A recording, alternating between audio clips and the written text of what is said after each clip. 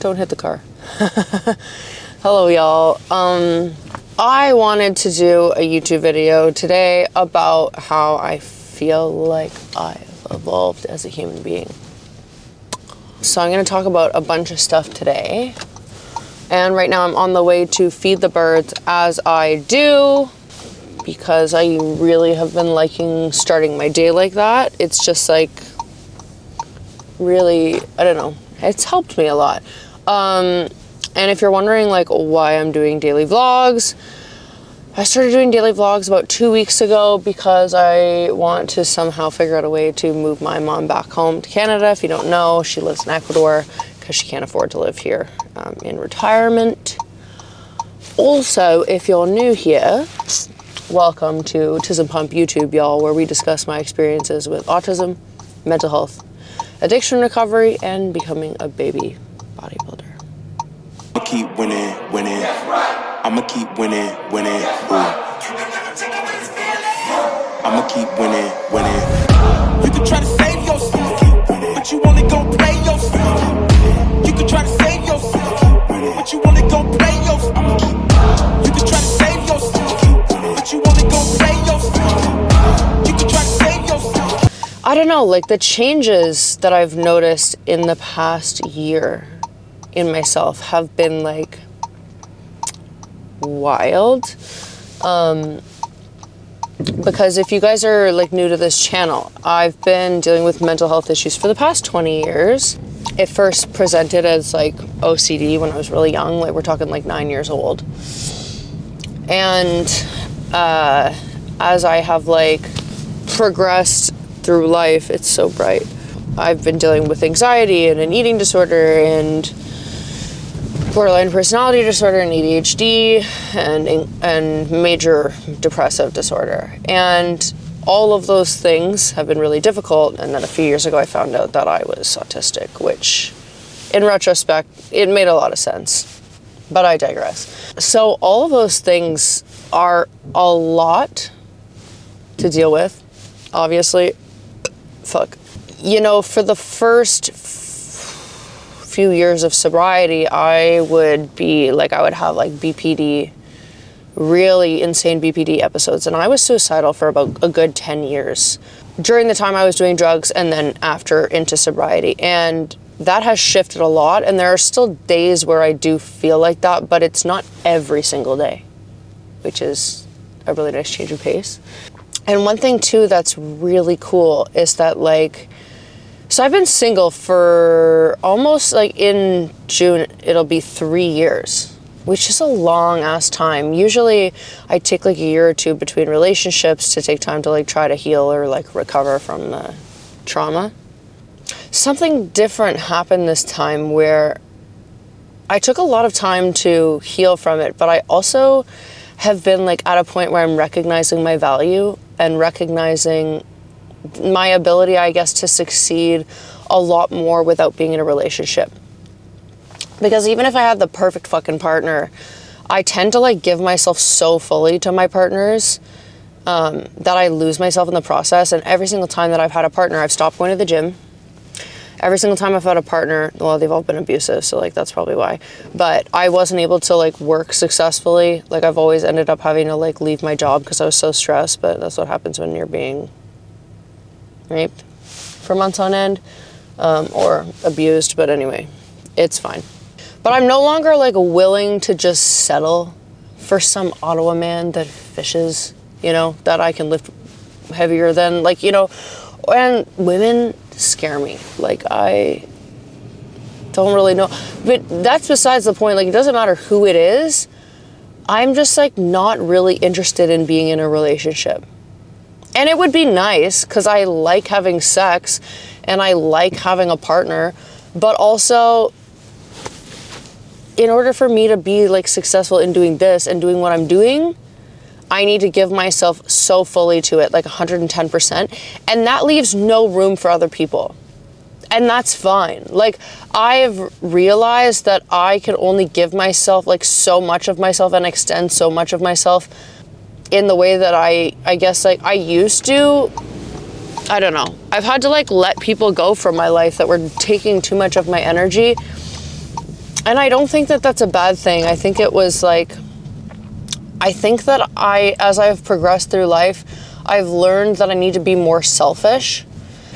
I don't really have the desire to be in a relationship. And sometimes, yes, I do feel lonely. It's very fleeting though. I think that's the right word. I'll have to Google it. I think it's synonymous with like comes and goes. Anyway, it's so much better, in my opinion, to be alone than it is to feel lonely within a relationship. And that's how I felt through a lot of my relationships. And I'm just not willing to like settle for anything less than I'm worth. And I don't care if that comes off as like narcissistic. I don't really care.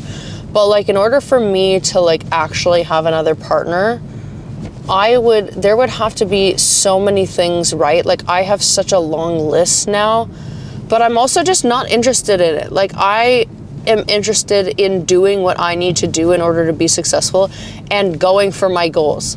Like, my goal is to fucking do what I'm doing now, which is working like 10 fucking hours a day and grind like a motherfucker and move my mom back home. There is a man who just left the gym who is fully in shorts and a t-shirt in like minus 15 weather. It do fucking be like that. Oh my God, not me seeing Callan Heyman again. This girl that I used to go to high school with. I've been seeing her in this neighborhood a lot recently. She was one of the popular girls. Anyway, whatever. It's nice that I'm at a point where I'm recognizing my value, because I'm no longer seeking validation from men or like other people in the way that I used to, which is interesting because a lot of people think that being on social media and doing, I guess, what I'm doing, whatever it is that I'm doing, content creation, I guess, is like a big validation game, and you're posting a lot to feel validated, which is fucking hilarious, because if you have any experience doing social media at all, it is the process of constantly being invalidated. 90% of the time, it's just people constantly invalidating you, and maybe 10% of the time it's people not doing that. I don't fucking know. I think that like, also, it's so cool that and I talk about discipline a lot and the reason why I'm disciplined, and the gym has helped me become disciplined in all areas of my life. It's fucking unbelievable.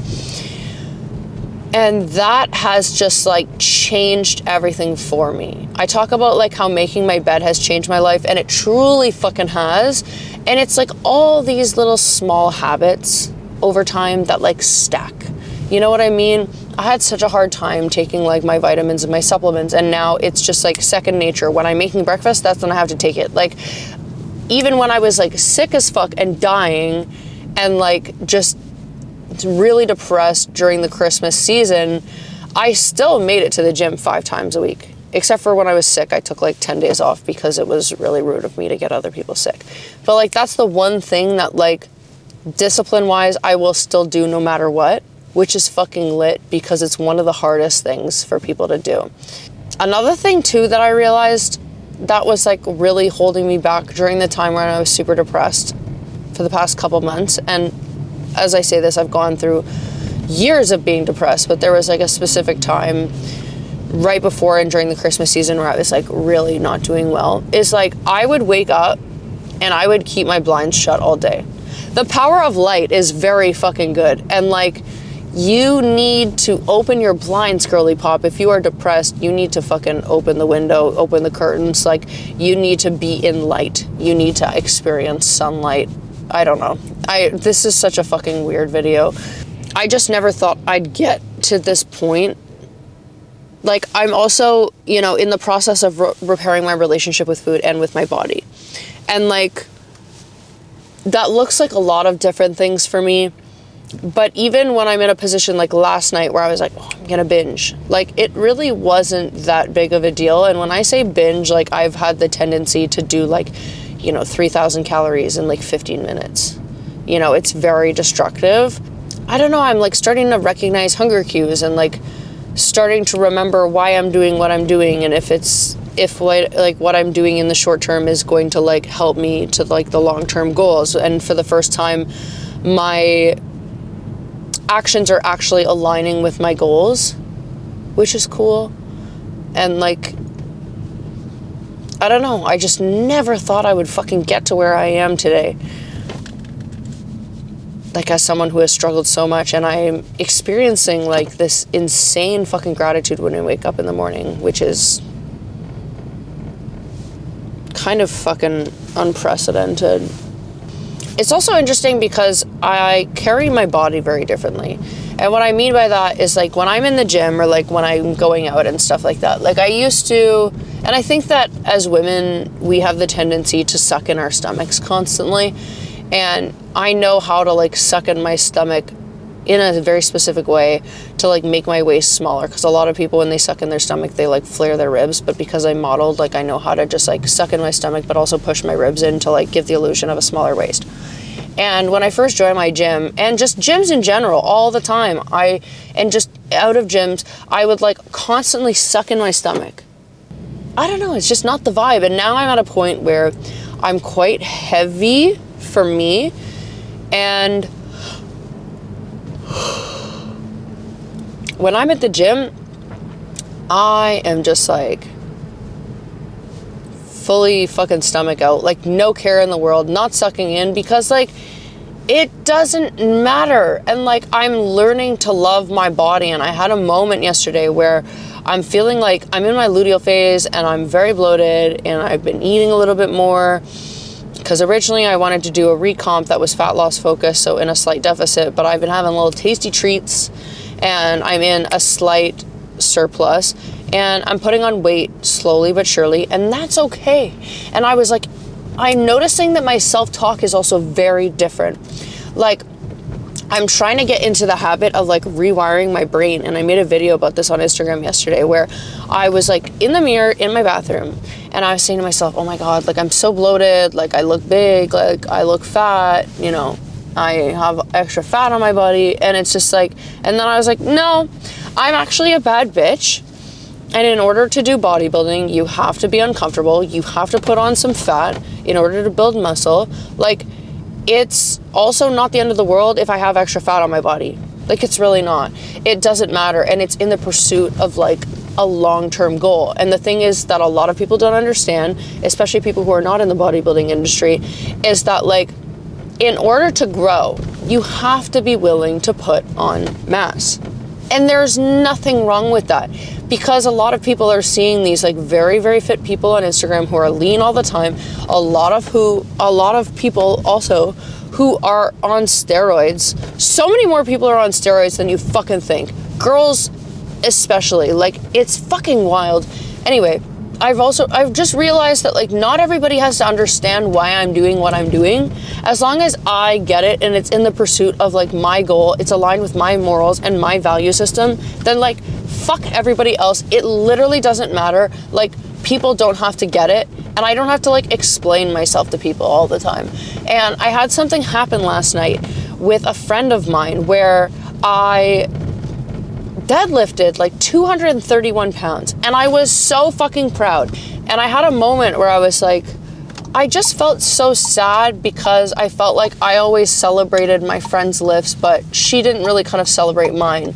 I was in a position where I really wanted to tell her, like, listen, you know, I felt like it was the biggest moment in my lifting journey, and I felt like I'm always there for you, and I felt like I just wanted you to be excited, and you didn't really acknowledge my lift at all. And it's something that I've been working towards really hard. And then I was on the phone with my mom, and I was talking to her about it. And then I was like, you know what? I don't have to be in a position where I get to feel closure or I get to feel understood, because it really doesn't matter. Like, me saying my piece, whether it's in like just platonic friendships or like in future relationships, for the most part, it just doesn't matter. Like, people come and go, and that's life. And like, if someone isn't kind of like giving you the same energy that you give, then like, whatever. It literally just doesn't fucking matter. It doesn't matter. You don't need to have to always say your piece all the time and be understood, because odds are, even if you do take the time to explain yourself and your perspective, you're not gonna get the response that you want, and that's completely okay. I don't know, I just never thought, you know, that I'd get here. It's pretty fucking cool. And like, another thing also that's helpful is that like, I have a very specific goal but I believe in myself, and I self-talk a lot. And I'm just like, you know, this is hard. I know it's hard, but every single day I'm working towards my goal, and I'll get there. Like, it's not in my head, and I genuinely believe this, and I might be delusional, I don't care, but in my head, it's not a question of will I get there, it's just when will I get there, because you can't put this much hard work and dedication into something and not see some sort of outcome. I also saw something online last night, okay, this guy almost hit me, where it was like, if your rent is paid, you're not broke. And I used to always go around saying, I'm broke, I'm broke, I'm broke, I'm broke. And like, while I don't have fucking money to go out for dinner constantly, or like, I don't have money to buy clothes or like buy all these things, like, I do have money for groceries right now. My rent was paid. I don't know how I'm gonna make rent this month, but like, we'll figure it out. I have created a fucking business out of nothing, out of thin air, and like, I'm doing things, big things, I think, and I'm finally happy, and it's just really fucking cool. Like, I really genuinely thought that I would never get to this point where I'm waking up in the morning and just like experiencing gratitude. I need to figure out, like, am I legally allowed to film while driving? I think it's fine. If I do get pulled over, I will cry, absolutely. That was a very frightening fucking moment.